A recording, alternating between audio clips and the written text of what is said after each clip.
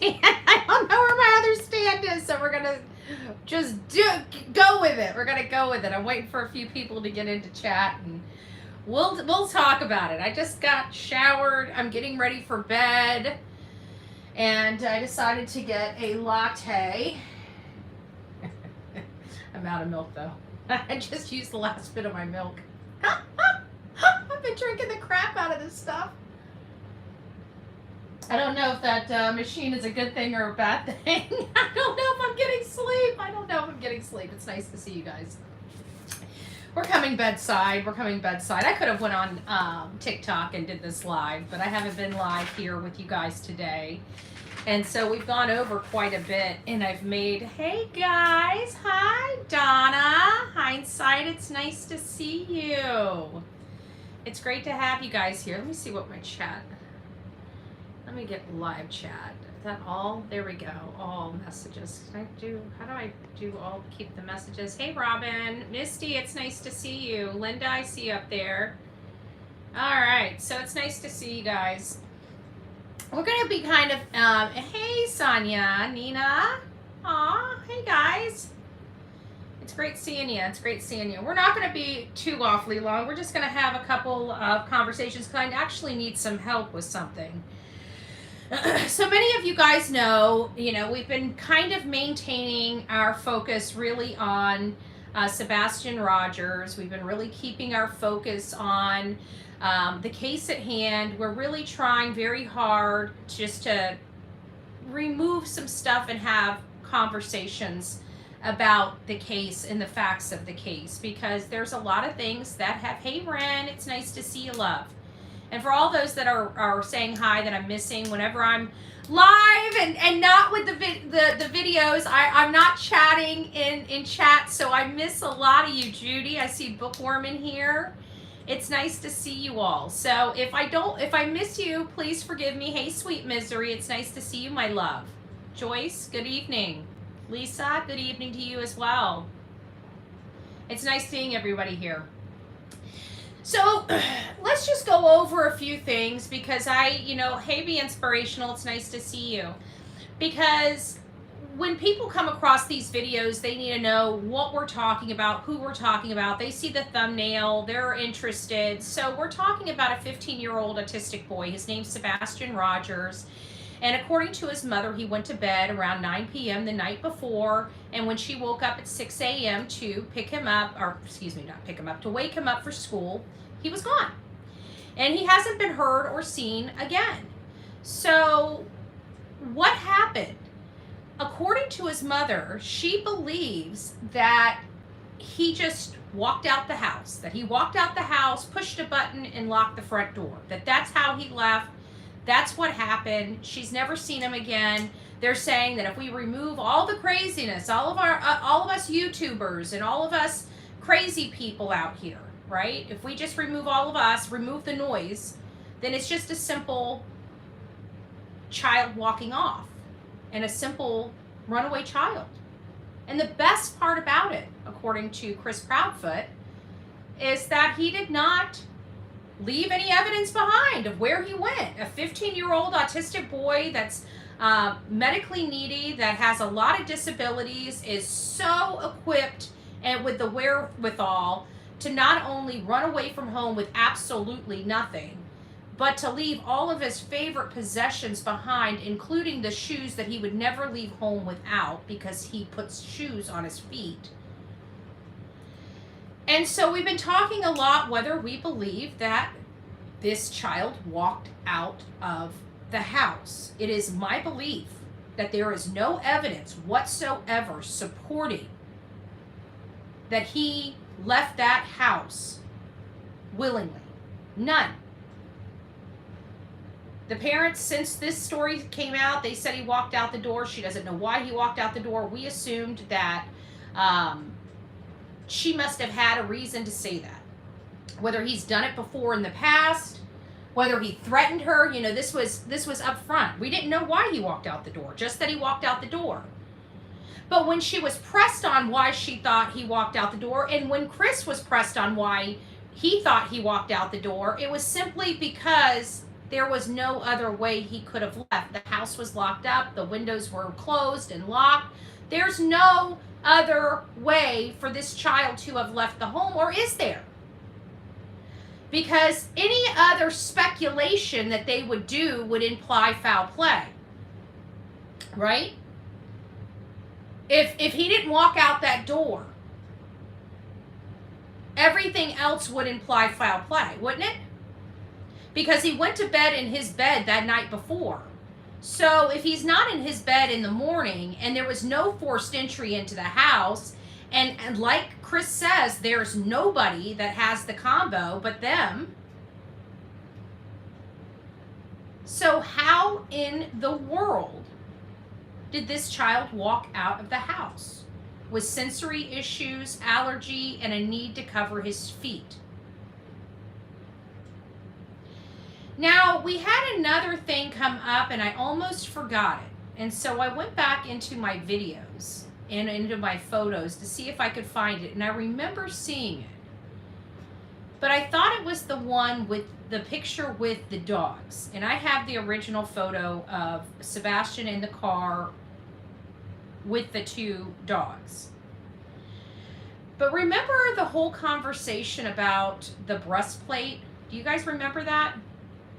There was a photo that was circulating that showed a Hey Candy wrapper that showed Sebastian with a breastplate. Now, I don't know if that was photoshopped or if that was a legit photo, but for some reason, I think it came off of Katie's Facebook page. But I can't be 100% sure, you know what I mean? A chest guard. Does anybody have that photo that they can send to me by email at bullhornbetty@gmail.com? I'd like to review that chest plate photo. I'd like to source it because there is commentary that came from one of our audience members related to the chest plate, but I need to review the photo before we can have that discussion on the breastplate. On one of his flyers. It's on one of his flyers.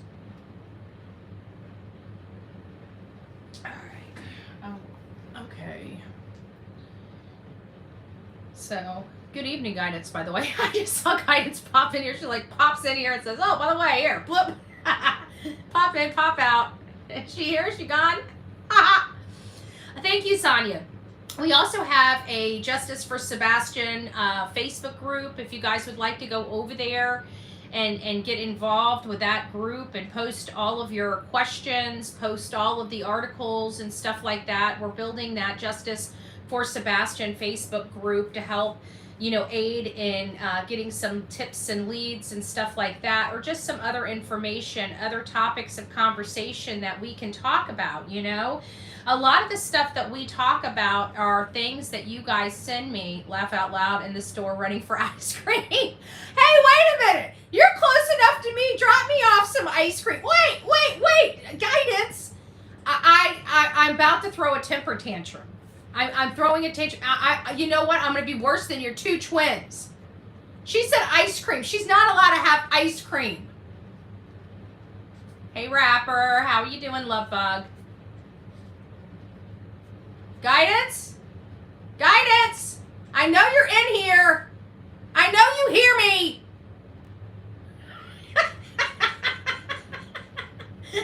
She's like, uh-oh. Run!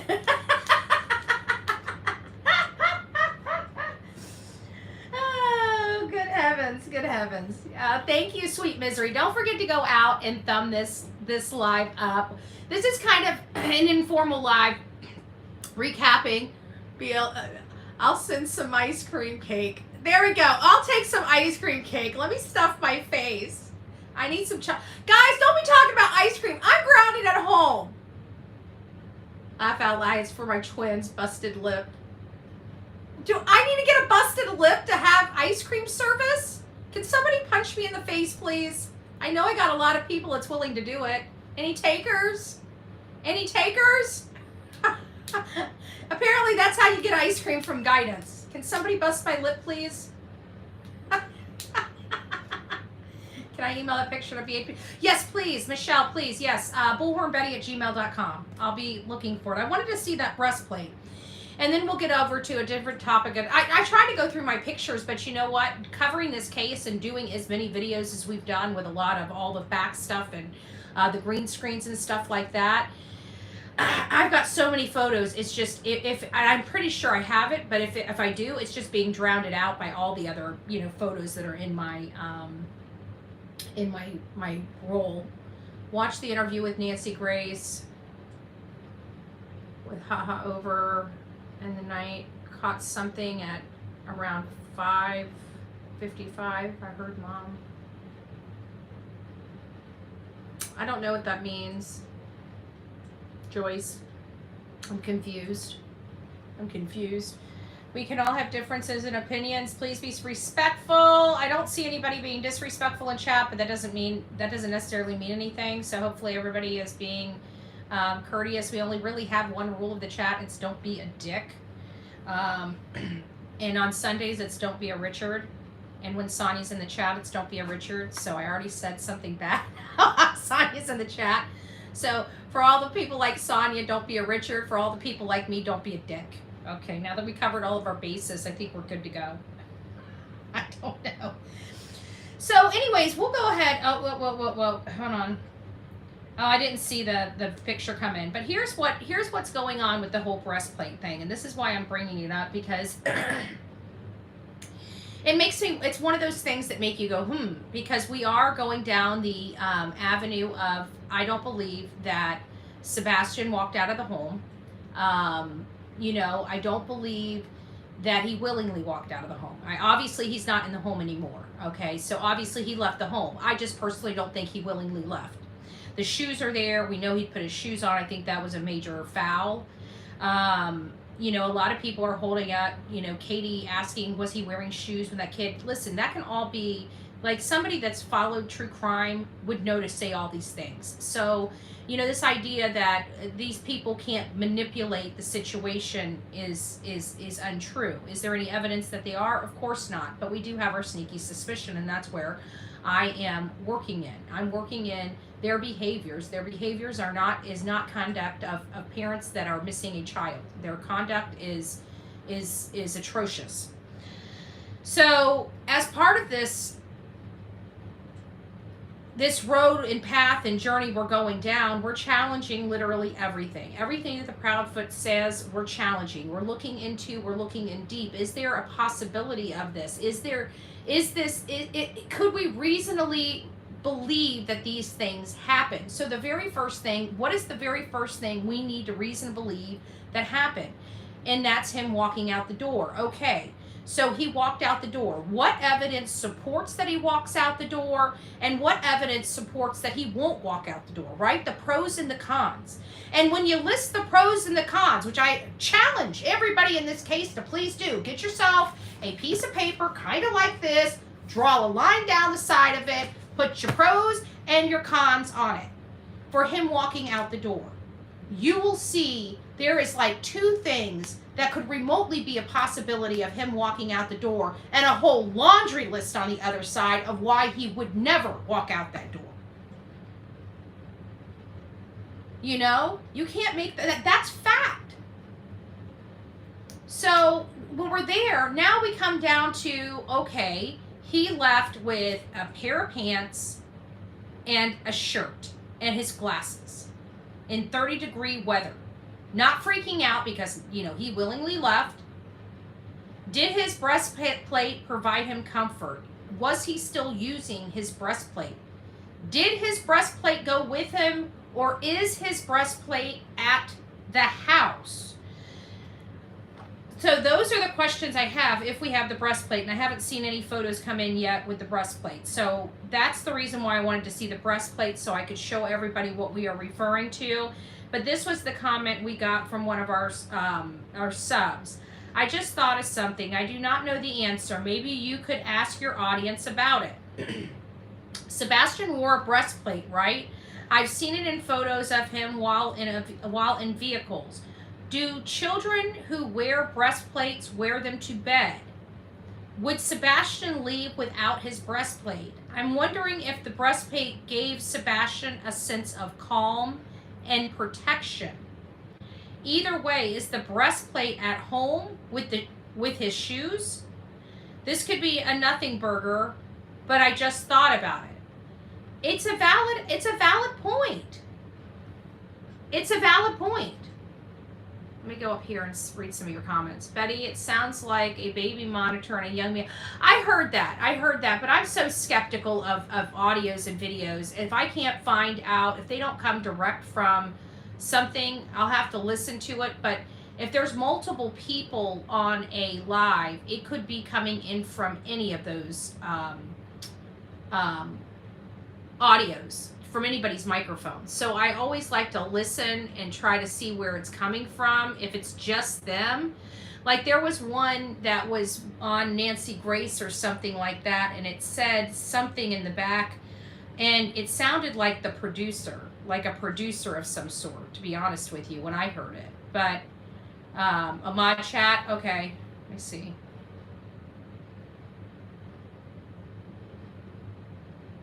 There it is. Okay, here it is. This one.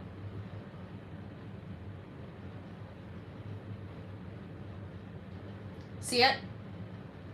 It's that thing right there. See that? So it makes me wonder, you know, when was this? How long ago was this? This, you know, this seems like he was older in this photo. Thank you. Thank you guys for sending that. And so many people want to know, you know, where is that breastplate? Where is it? And when does he wear it, and does he wear it to bed?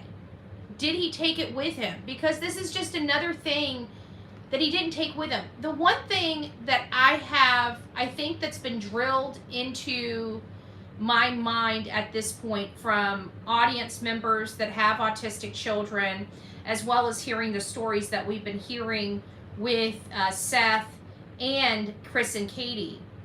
I hope you have a wonderful birthday. Whose birthday is it? Happy birthday. So I keep wondering how many things don't make sense when it comes to this case. And the very first thing is an autistic boy walking out. They're telling me that their children are also accustomed to video games. So it must be something that they like, maybe the repetition of video games that really help autistic children. But it seems like a lot of the autistic children like video games. I don't know if that's all of them, if that's just the majority of them or whatever. But it seems like that video game, hey Cake, it seems like that video game is very important to Sebastian. He is a video game-aholic. He would play his video games nonstop if he could. That seems to be the sentiments of Seth, Chris, and Katie. And they even used it. They even used it for the benefit of, you know, like limiting his screen time if he's not doing everything he's supposed to do. So they're using it as like a punishment as well, and a reward as well. If he's doing the right thing, he gets more screen time. It sounds like something like that was going on with the games and the phone and stuff. So everybody that I've talked to seems to say that they gravitate toward that, and they hold on to that. So I just find it odd that he would leave without his Switch. Of all things, if not his Switch, his cell phone. But it doesn't seem like he was at the age where he was really involved in his cell phone as much as he was his Switch. He loved the video games. That seems to be the sentiments that I'm getting from everybody, these video games. So why would an autistic boy, even if he was going to run away from home, it seems like the one thing, if he wasn't going to take his shoes, the one thing he would have taken that he had to have on the road would be his video game. And that is left behind. So now we have questions related to the breastplate. We have questions related to how he possibly left without evidence with all of his disabilities and not considering that. I mean, he doesn't even have a sense of direction. What about a jacket? Well, this is the funny thing. Funny that you say that, Sonia. Funny that you say that. Because although Chris will be happy to speculate that Sebastian walked out the door, right? Don't you know? He's happy to speculate that. But when it comes to whether he has a jacket on, he doesn't want to assume or speculate. He doesn't want to assume or speculate. But I could have sworn at the beginning we were told the reason why Katie knew exactly what he was wearing was because those were the items missing from his closet. And if those were the items missing from his closet, how can they not know whether or not there's a jacket missing? How many jackets does this boy possibly... I mean, he only has 3 pairs of shoes. I can't imagine that he's got 15 jackets. Is there like 3 jackets, like a light jacket, a medium jacket, and a winter jacket? I mean, it seems like they're that kind of people. If he's got 3 pairs of shoes, it would seem like he has, you know, something to throw on him, something a little warmer, and something for the dead winter. Maybe he ran out in a hurry to get away from someone who was trying to hurt him. Without making noise, though? Without screaming? Because that is one thing that Seth said, is that, and that's one thing that I got, and I can't remember what interview it was. Shoot. Maybe it was the one on Smiley's World. It might have been the one on Smiley's World when she was catfished, and they ended up coming on anyways.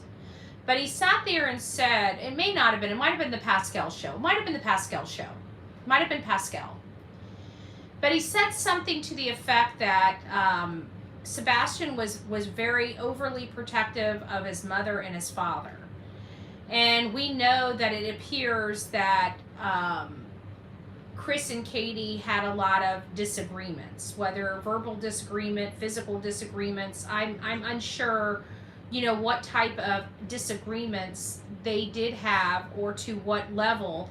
But it always made me wonder, did, you know, Sebastian get involved in those? You know, what was that like?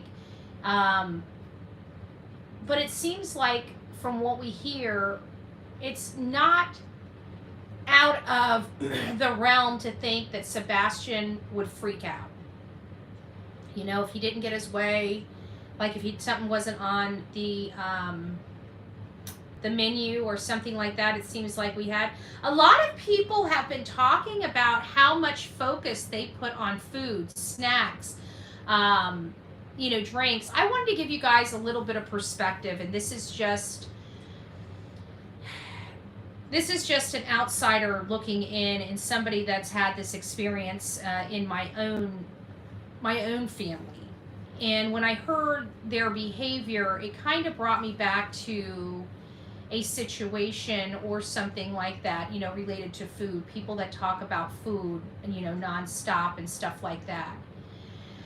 Well, that could very well be a childhood trauma, okay?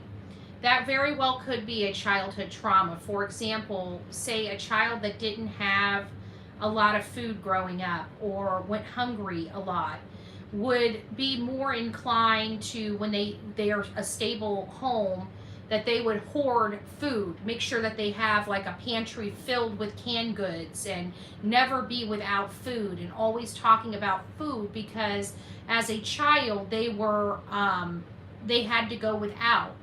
And, you know, that is a possibility. And the reason why I'm saying that is because of all the backgrounds of people that we deal with. This is one that I would think could potentially be there, because her mom, you know, wasn't a good mom.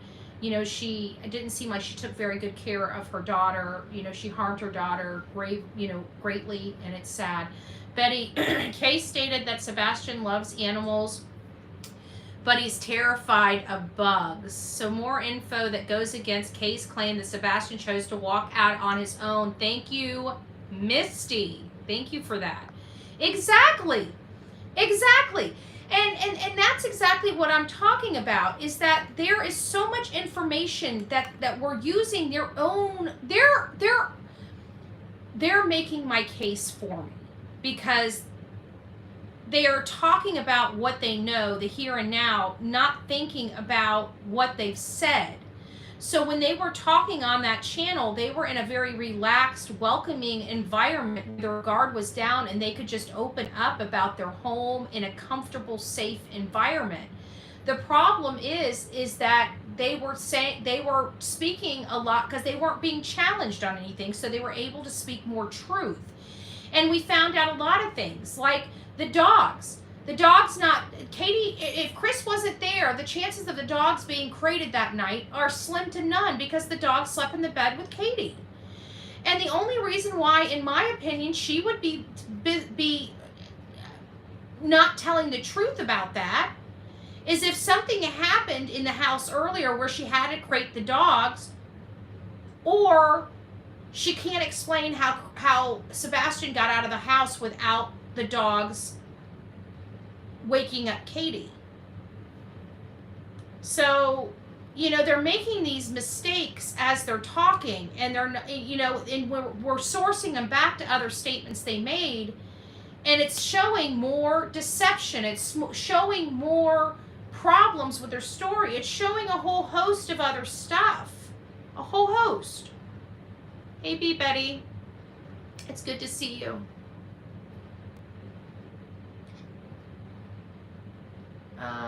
Unfortunately, Katie had Sebastian all sugared out.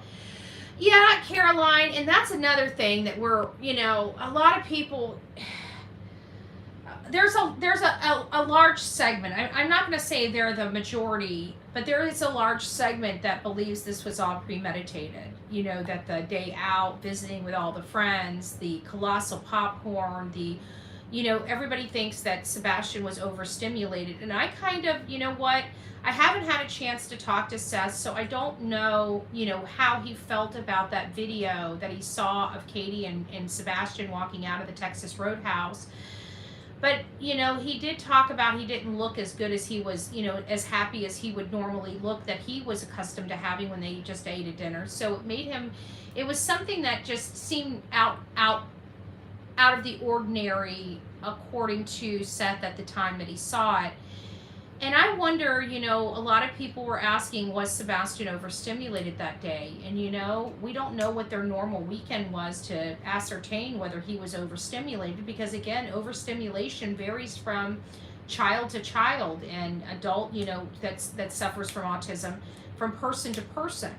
So, you know, I don't know, but according to the people that I talk to that do have autistic children, even highly functioning autistic children, have cautioned me, saying that they felt like that was really an over exerting day, and they felt like it was a little too much for Sebastian from everything they know or dealt with their children. Now, again, that's opinions. It doesn't make it so. So, you know, there is that. Correct. Look at my twin polar opposites, different stimulus effect, then different. Yeah, exactly, guidance. Exactly. So, but I wanted to come here and tell you guys all hi. I wasn't going to really stay on very long. We have a lot more to go over, but I'm not in the office. I can't really pull a whole lot up. I can't pull the, you know, the screens up and the phones up. So I just wanted to come here, and I really wanted that photo of the breastplate. That really was my objective, and I got that. So I'm going to study that. I'm going to see how that bodes in with all of this stuff here. But you know what? It just seems like everything that he needs, he didn't take. So how can he be smart enough? Seriously, how can he be smart enough? The best part about him is he never left evidence. So he was smart enough not to leave evidence, but he wasn't smart enough not to take some things for the road? Is that really what we are made to believe? No snacks, no water, no... I mean, it sounds like he has his glasses on and his clothes on, but no shoes. Hey, Christy. It really was my granddaughter. It really was my granddaughter would have meltdowns after all that Sebastian did that day. So maybe he did have a meltdown. Maybe there was something crazy that went on in the house. You know, we have to look at this because there's another thing that we have to remember too, is that Seth's PI, Heather, confirmed that lights were going on and off between 9 to 11 o'clock that night. That doesn't bode with Katie's story either, right? Because she says she put Sebastian down, you know, had Sebastian go to bed around 9. She says she heard this thud at 10 but didn't check in on him. And I'm looking at how the living room is, and it looks like it just seems like she would have heard more stuff shuffling around in his room if his light was going on and off for 2 solid hours. Not just one little, thud. And there was something else that really has bothered me. And that is the fact that the front door is a combination. It is something that somebody in the house could just plug in. That door just so happens to be right next to Sebastian's room. So if somebody did want to come in that house and did want to hurt him without his mother's knowledge, it would have been very easy access right from that front door, and it leads right to his bedroom. So you wouldn't even need a key. But my problem is why they didn't dust for prints, because that would have solidified whether or not Sebastian went out that front door. Why do I say that? Because if you notice one thing about Katie Proudfoot, she is almost OCD clean related to her house, okay? That's the way my mom used to be. I can tell you those door handles are probably wiped off daily, okay? It's just a tick. Wiped off daily. So if they would have checked the doorknob for fingerprints, they probably wouldn't have found Sebastian's fingerprints on the doorknob or the keypad, because he would have had to push a button to lock the door. And it's upsetting to me because I'm learning that it's possible that they didn't even do fingerprints at the house. No fingerprints, no forensics. And if that is true, I don't want anybody from media, social media, or law enforcement telling me that somebody did not drop the flippin' ball. I have never in my life been in a missing person case that has not been found, that has an active Amber Alert, and not one stitch of forensics. I have never in my life, in the history of doing this, ever heard some stuff like that. So I would like, some answers. But law enforcement is sticking their head in the sand, and I pray to God they pull out a wild card and solve this case, because there's nothing more than I want law enforcement to solve this case. I don't want them to be a failure. We want them to be a winner. We want them to be successful, because when they're not successful, these cases don't get closed. I want them to be successful. But it doesn't sound like that might be the possibility that we've got here. I think CP gave KP the ultimatum. Everybody's, there was the ultimatum. Courtney, there was the ultimatum. There's no doubt about it. That has been corroborated. Neighbors did hear him. Multiple neighbors did hear him give her, it's your son or me. I hope you pick your son. We learned that up front. We learned that, I want to say, well, they came out, we were already behind the 8 ball because they didn't really come out until 8 days after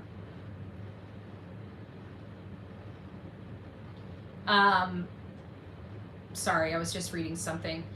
I lost track of what, you guys get what I'm trying to say. They came out 8 days later, so we were already 8 days behind. We were already, so far behind in this case, but we caught up very quickly, in my opinion. I think people, when they heard Chris and Katie's story and saw Chris and Katie's behavior, I think people knew right away something was not right with them. And I think They haven't settled any of those concerns we've had. Out of all these interviews they've done, they've never settled it. Actually, they've created more suspicion than resolving it. Is it possible there's a lot more to it? You need to get in the mind of an autistic child. They're smart. And he's really good at math and stuff like that, but he doesn't, his parents said he does not have a sense of direction.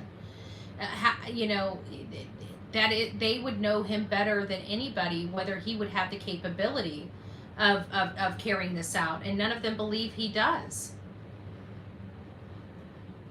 Ellie is failing Sebastian and Seth as a grieving father. Sadly, Seth needs help, and you leave while people are searching for the. Yeah, I know, that's really sad. That's despicable. Well, it's giving you guys something to gnaw on. If you guys think of anything else, any other topic, you know, any other perspective, because I'm telling you, this stuff does help, and we have been coming up with some really good topics of conversation and being able to really dive deep into some of these topics, because you guys are sending them to me, and you guys are sending me information that you're finding as well. So all of this is really helping. My emails are blowing up, but as you guys see, I am responding to you. I am trying to get back to them as quickly as possible. You're hearing some of the stuff that you guys are sending me being read here live. So please keep that stuff coming to me. This really is helping. We're diving in. We're fact checking their statements. I think the next statement we really need to fact check is Katie's mourning. All right. We've just discussed that, you know, there's no possibility of Sebastian walking out for a variety of reasons. We're kind of, you know, giving our perspective on why there's no possibility of that. Now it's time to go to the next thing. Okay, so now he's gone. What is everybody doing? Is Katie acting right? Is Katie acting right that morning? Is she acting like a grieving mother? Where did she go that morning? Did she go to the school? Who else saw her out there? What was Katie Proudfoot wearing that morning? We're all going to be talking about all of that stuff in the upcoming lives that we're going to be doing. Tomorrow's church, for those that would like to attend church with the coffee club, it starts at 9:05 at Countryside Christian Church. You guys will see a post in my community tab in the morning.